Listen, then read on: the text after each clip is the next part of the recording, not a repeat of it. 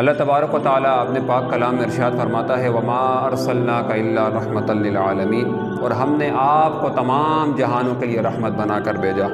دیکھا جائے تو اللہ تبارک و تعالیٰ کی جو شان ہے، اللہ تبارک و تعالیٰ اسی پاک کلام میں ارشاد فرماتا ہے الحمدللہ رب العالمین۔ یا اللہ تبارک و تعالیٰ نے اپنی شان کو بیان کیا کہ الحمدللہ رب العالمین، تمام تعریفیں اس ذات کے لیے جو مالک ہے تمام جہانوں کا۔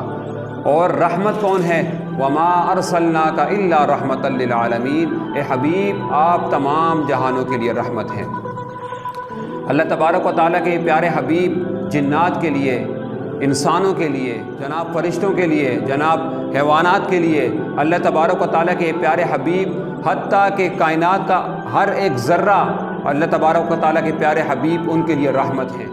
اور پیارے حبیب کا عشق اگر کسی کو لگ گیا تو اس کے سامنے موت بھی کھڑی ہو تو پھر اس کے لب و لہجے پر اور اس کے منہ پر ایک ہی اشعار ہوتا ہے کہ نمی دانم کہ آخر چوں دمے دیدار می رقصم۔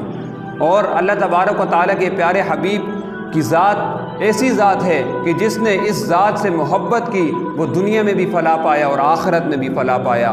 اللہ تبارک و تعالیٰ کے پیارے حبیب کی شان کو لوگ کم کرتے ہیں کہ تو علامہ اقبال مصور پاکستان کا یہ شعر مجھے یاد آ گیا کہ انہوں نے یہ بات کہی کہ وہ فاقہ کش کہ موت سے ڈرتا نہیں ذرا، روح محمد اس کے بدن سے نکال دو۔ کہتے ہیں کہ موت سے وہ شخص کبھی نہیں ڈرتا، اور نہ تم اس کو موت سے ڈرا سکتے ہو۔